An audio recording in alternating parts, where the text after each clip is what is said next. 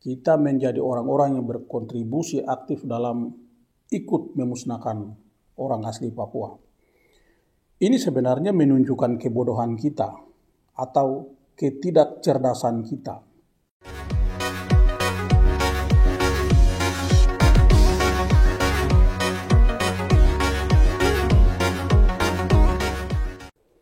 Halo saudara-saudari sekalian, selamat jumpa lagi bersama saya.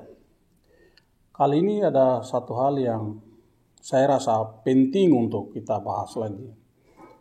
Hal tersebut berkaitan dengan perang suku. Tapi perang suku ini kita akan kaitkan dengan pemilu. Karena keduanya ini mempunyai hubungan yang sangat erat. Dan hal ini biasa terjadi di Papua.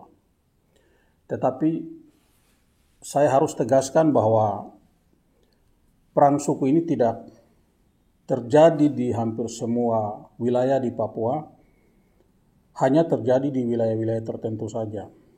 Karena itu jangan beranggapan bahwa perang suku itu merupakan sebuah tradisi seluruh orang Papua atau seluruh suku-suku di Papua. Perlu juga diakui bahwa tradisi ini masih ada sampai sekarang, tetapi hanya di wilayah-wilayah tertentu atau hanya dilakukan oleh suku-suku tertentu. Apa itu perang suku?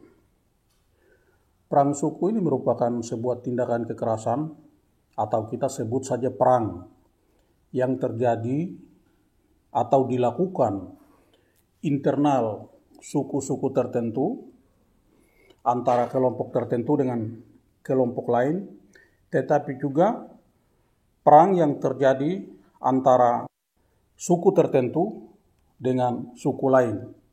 Jadi yang berhadap-hadapan adalah dua suku atau tiga suku atau beberapa suku yang berbeda. Sampai pada saat ini, ketika dunia ini sudah modern, perang suku itu masih terus terjadi. Yang paling baru adalah perang suku yang terjadi beberapa waktu terakhir ini akibat atau dampak pelaksanaan pemilu, di mana di beberapa daerah terjadi tindakan kekerasan atau saling serang yang kemudian itu berkembang menjadi perang suku, di mana terjadi peperangan atau saling menyerang antara kelompok pendukung caleg tertentu dengan kelompok pendukung caleg yang lain.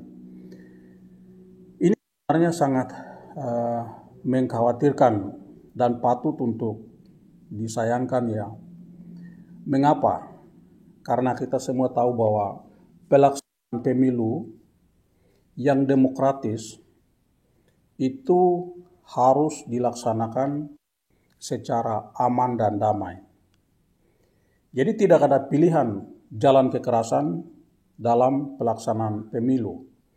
Karena pemilu itu syaratnya adalah pelaksanaannya harus dilakukan dengan cara yang aman dan damai.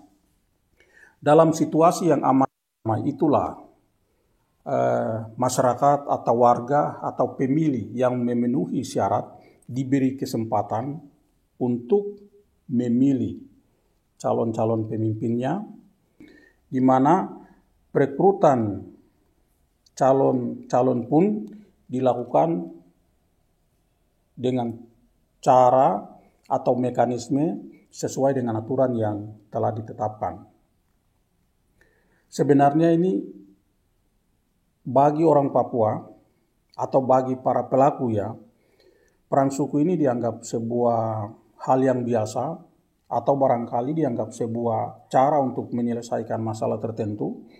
Tetapi bagi orang lain, hal ini merupakan sebuah tindakan yang lucu ya, atau tindakan yang sebenarnya tidak bagus. Sehingga orang akan menertawakan, kok bisa ya sampai saat ini masih ada orang Papua yang masih melakukan tindakan-tindakan seperti itu. Dan kalau kita berbicara dampak buruk atau kerugian atau masalah yang disebabkan oleh perang suku ini sungguh sangat luas. Dan satu hal yang selalu saya ingatkan berkali-kali adalah apapun alasannya, perang suku ini selalu saja menimbulkan korban. Dan korban yang paling fatal adalah pasti ada orang yang meninggal dunia. Saya benar-benar merasa kesal sekali. Di tengah kerisauan kita semua, di tengah kekhawatiran kita semua, di tengah keluhan kita semua bahwa orang Papua sedang punah dari waktu ke waktu, tetapi kita juga kemudian menjadi pihak atau tim sukses yang terlibat aktif menyukseskan punahnya orang Papua dengan cara baku bunuh, saling membasmi melalui perang suku ini. Saya membuat contoh seperti ini karena ini sudah semacam menjadi kebiasaan 5 tahunan, maka kita membuat pengandaian seperti begini. Kalau setiap pemilu 5 orang asli Papua yang terlibat akibat perang suku, maka kita coba hitung berapa kali pemilu yang dilaksanakan selama ini dikalikan dengan 5 orang, maka kita akan mendapati sudah banyak orang asli Papua yang meninggal karena perang suku. Padahal kalau orang-orang itu masih hidup, maka orang-orang itu berpotensi untuk turunan atau untuk menambah populasi orang asli Papua. Dan bisa jadi dari populasi atau dari orang-orang yang akan dilahirkan oleh orang-orang yang terbunuh dalam perang suku ini, ada yang suatu kelak bisa menjadi pemimpin, bisa saja menjadi presiden Indonesia misalnya. Tetapi apa boleh buat? Orang tersebut sudah terbunuh atau sudah dibunuh melalui perang suku. Artinya apa? Kita sudah mengalami kerugian yang sangat luar biasa. Kita menjadi orang-orang yang berkontribusi aktif dalam ikut memusnahkan orang asli Papua. Ini sebenarnya menunjukkan kebodohan kita atau ketidakcerdasan kita.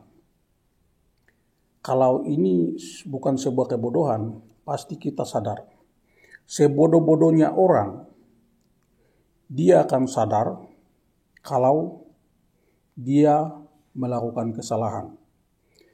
Tapi kalau orang itu melakukan kesalahan secara terus-menerus, maka orang yang sangat bodoh. Dan jangan tersinggung kalau saya menyampaikan hal semacam ini.